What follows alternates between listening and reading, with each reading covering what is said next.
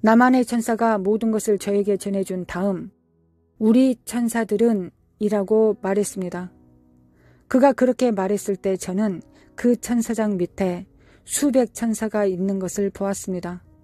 이 천사들은 하나님이 보내셔서 우리를 보호하는 천사들입니다. 이 나라에서 하나님의 사람들을 보호하는 천사들입니다. 그가 말했습니다.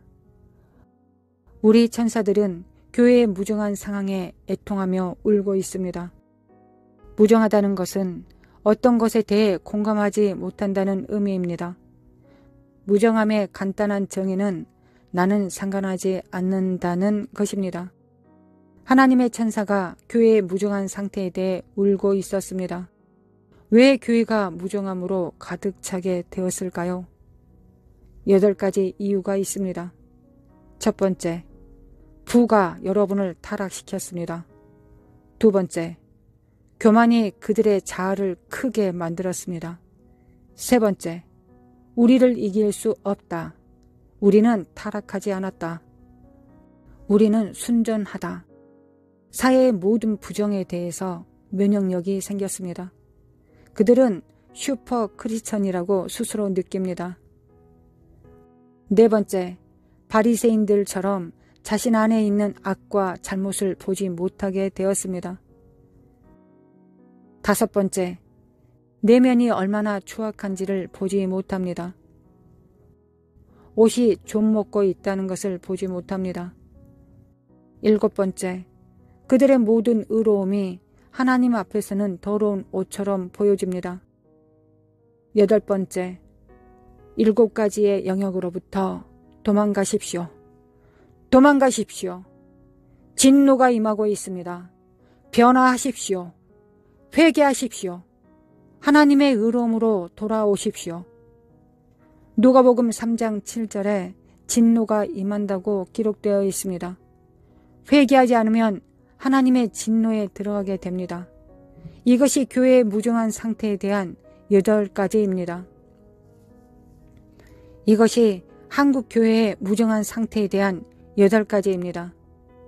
제가 잊고 있었다가 기억이 나는 것이 있는데 한 가지 더 남한과 북한에 대하여 보여주신 것이 있습니다. 하나님께서 남한과 북한이 하나 되게 하셨을 때 여러분이 중국과 연결되어 있었습니다. 하나님의 바람은 우리를 화살로 사용하셔서 중국에 영향을 주는 것이었습니다. 많은 황금 화살이 한국에서 중국으로 날아가고 있습니다. 여러분을 사용하여 중국의 부흥을 가져다 주는 것이었습니다. 이것이 하나님의 계획입니다. 그런데 악마도 또 다른 계획이 있습니다. 우리를 타락시키고 우리를 노예화시키는 것입니다. 더 이상 잠자고 있는 기독교인이 되면 안 됩니다. 아멘. 더 이상 자면 안 됩니다. 일어나야 합니다. 일어나십시오. 일어나십시오. 아멘. 이제 여러분이 빛나는 갑옷을 입을 때입니다. 영적 전쟁을 해야 합니다.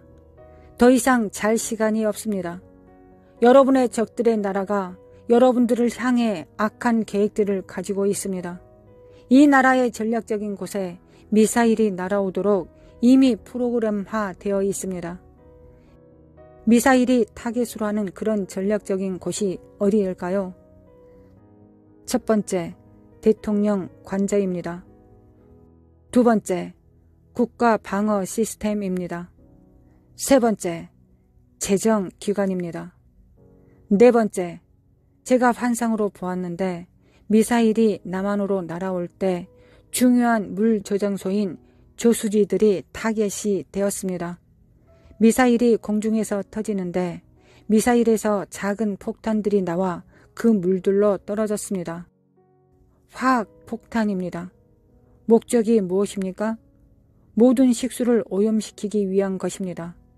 더 이상 식수가 없어지게 되는 것입니다. 모든 식수에 독이 있게 됩니다. 이것이 우리를 향한 적국의 계획입니다. 그래서 나라를 덮는 기도로 하나가 되어야 합니다. 실제 적은 악마입니다. 악마가 사람처럼 나타나지는 않습니다. 그는 악한 지도자를 사용합니다. 악마는 항상 이스라엘을 멸망시키기 원합니다. 에스더서를 읽으면 하만이 악마의 종이 되어서 쓰여지게 됩니다. 신약 성경을 보면 악마가 한 악한 헤롯 왕을 사용합니다. 아기 예수님을 죽이기 위해 많은 아기들을 죽입니다. 출애굽기 1장을 보면 악마는 한 명의 악한 바로 왕을 사용하여 모세를 죽이기 위해 모든 아기를 죽입니다. 요한복음 10장 10절에 예수님이 말씀하십니다. 적은 한 가지 계획이 있는데 죽이고 멸망시키고 도둑질하기 위해서 옵니다. 악마는 악한 사람을 사용합니다. 죽이고 멸망시키고 도둑질하기 위해 악한 지도자, 악한 왕을 사용합니다. 나만을 향해 이 모든 것들이 계획되어질 때 나만의 천사장이 저에게 질문을 했습니다. 어떻게 교회가 자고 있습니까?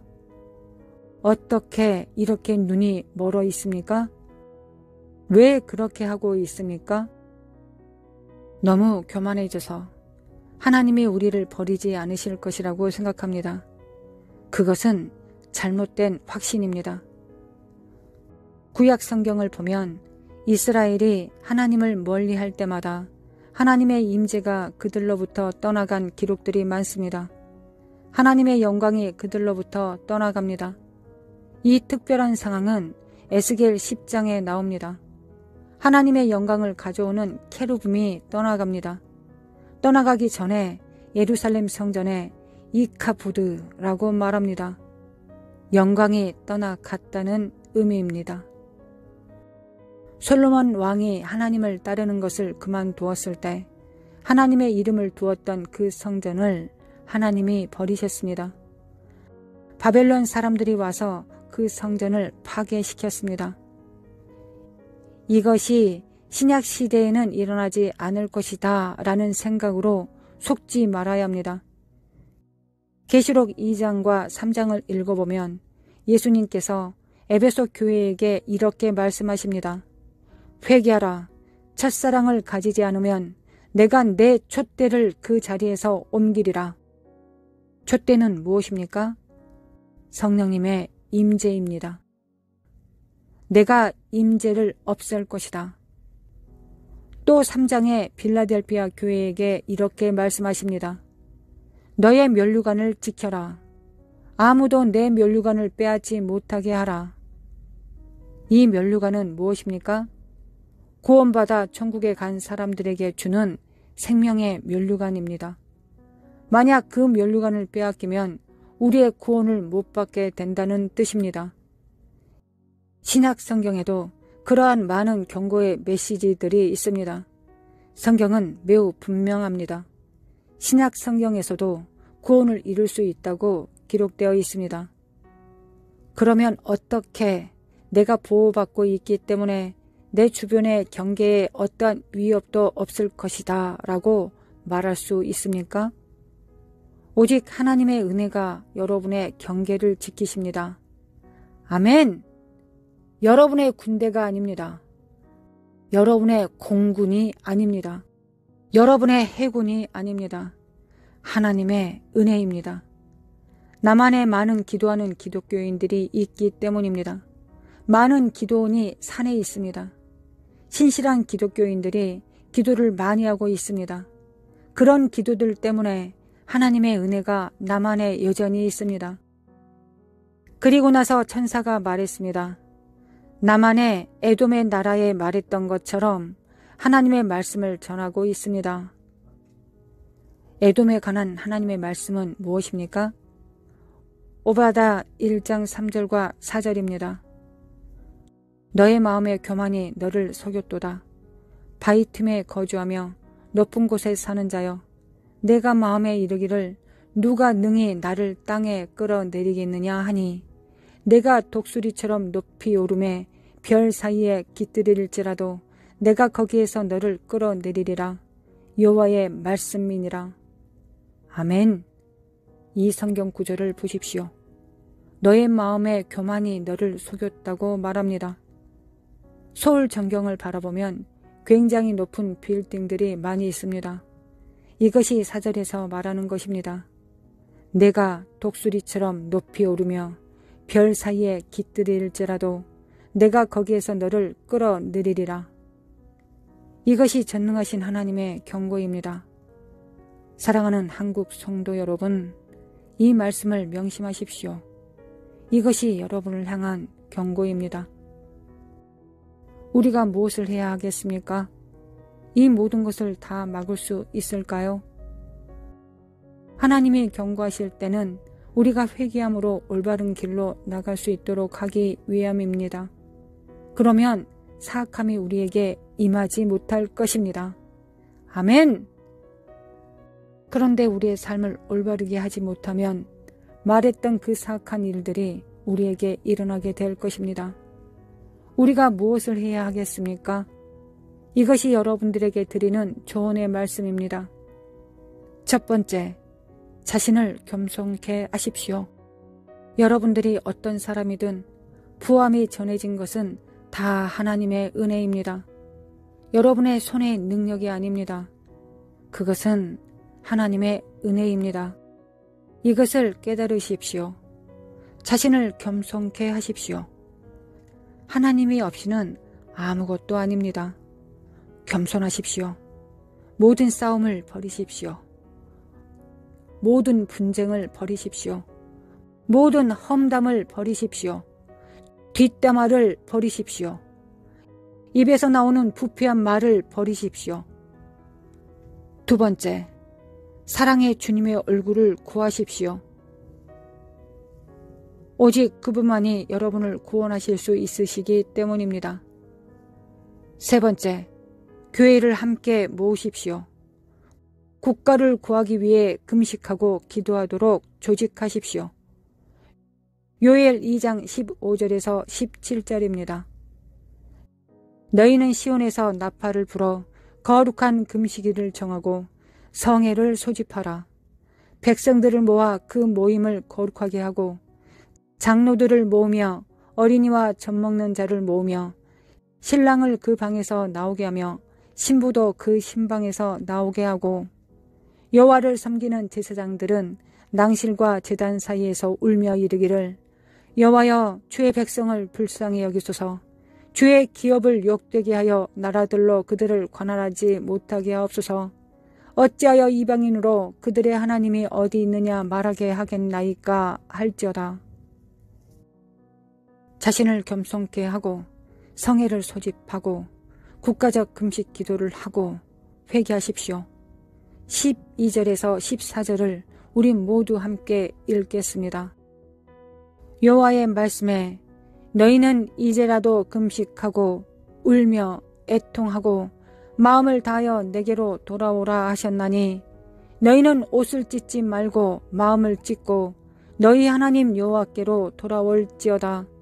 그는 은혜로우시며 자비로우시며 노하기를 더디하시며 이내가 크시사 뜻을 돌이켜 재앙을 내리지 아니하시나니 주께서 혹시 마음과 뜻을 돌이키시고 그 뒤에 복을 내리사 너희 하나님 여호와께 소제와 전제를 드리게 하지 아니하실는지 누가 알겠느냐. 아멘. 이것이 앞으로 악한 자가 오는 것을 막기 위해 여러분이 해야 하는 조언의 말씀입니다. 6년 전에 비슷한 말씀을 하나님께 받았습니다. 하나님께서 여러분에게 한 번 더 남기셨습니다. 함께 금식하고 기도하십시오. 이 기회를 놓치면 악한 지도자가 올 것입니다. 하나님의 마음은 남한을 향한 사랑으로 가득 차 있으십니다. 그러나 남한만을 위한 것이 아닙니다. 북한의 많은 순교자들 때문에 그 순교자의 피가 땅에서 울부짖고 있습니다. 하나님이 그 순교자의 기도에 응답하실 것입니다. 하나님은 두 개의 한국이 이제 하나가 되기를 원하십니다. 여러분은 하나님의 군대가 될 것입니다. 아멘! 이것이 하나님의 계획입니다. 이렇게 하면 이 나라에 하나님의 선이 들어오게 될 것입니다.